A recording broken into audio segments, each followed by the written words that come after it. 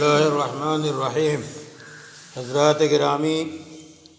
اللہ تعالیٰ انسان کو دو طریقے سے آزماتا ہے۔ پہلا طریقہ یہ ہے کہ اللہ تعالیٰ انسان کو انعامات سے، دولت سے، عہدوں سے اور مختلف نعمتوں سے نوازتا ہے۔ اب انسان کی حالت کبھی یہ ہوتی ہے کہ جب اسے مال و دولت، عزت اور ہر طرح کا منصب ملتا ہے تو وہ غرے میں آ جاتا ہے اور کہتا ہے کہ مجھے رب نے خوب نوازا ہے، میرا کیا پوچھنا، اور پھر وہ طرح طرح کی نافرمانیاں کرتا ہے اور اپنے عہدوں کا، دولت کا، مال کا، صحت کا، قوت کا بھرپور غلط فائدہ اٹھاتا ہے اور اس کا اظہار کرتا ہے۔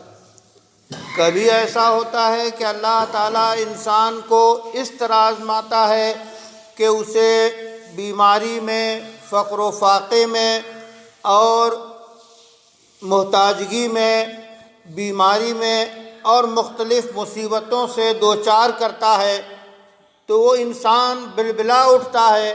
اور وہ کہتا ہے کہ میرے رب نے مجھے رسوا کر دیا، کہیں کا نہیں چھوڑا، اور اس طرح کے واہی تباہی بکنے لگتا ہے۔ جبکہ حقیقت یہ ہے کہ یہ دونوں طریقے آزمائش کے ہیں۔ جب اللہ اچھے حالات کرے، اچھے دن لائے، تو انسان کو اللہ کا شکر گزار ہونا چاہیے کہ محض اس کا فضل ہے، اس کا انعام ہے کہ ہمیں یہ نعمتیں ملی ہیں۔ شکر کے معنی یہ ہیں کہ ایک تو اللہ کا شکر ادا کرے، قدر کرے، پھر وہ جو نعمتیں ملی ہوئی ہیں ان کا صحیح موقع پہ استعمال کرے،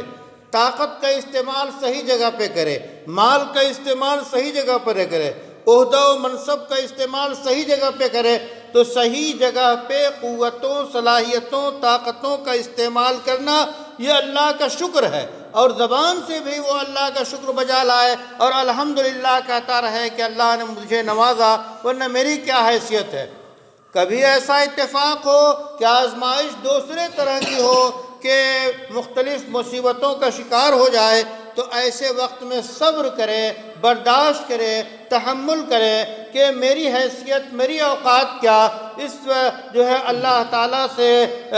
گناہوں سے پناہ استغفار کرے اور یہ کرے، صبر کر کے برداشت کرے کہ میری کوئی حیثیت نہیں ہے، اللہ تعالیٰ ان مصیبتوں کو دور کرے۔ تو اچھے حالات ہوں یا برے حالات ہوں، دونوں انسان کو آزمانے کے لیے ہوتے ہیں، اور دونوں صورتوں میں، پہلی صورت میں شکر اور دوسری صورت میں صبر، تو شاکرین اور شکر کرنے والوں کو اللہ نوازتا ہے آخرت میں، اور اس دنیا میں بھی اس کے اندر دل میں ایسی کیفیت پیدا کر دیتا ہے کہ وہ بے چین نہیں ہوتا، ہر حال میں وہ پرسکون ہوتا ہے۔ اس واسطے جیسے بھی حالات ہوں اسی حساب سے اللہ کا شکر گزار ہونا چاہیے یا اللہ کے صبر کرنا چاہیے، صابرین میں شمار ہوگا۔ جب صابرین میں شمار ہوگا تو اللہ کی نصرت صبر کرنے والوں کے ساتھ ہے، ان اللہ مع الصابرین۔ اللہ تعالیٰ سے دعا ہے کہ ہمیں قرآنی آیات کو سمجھنے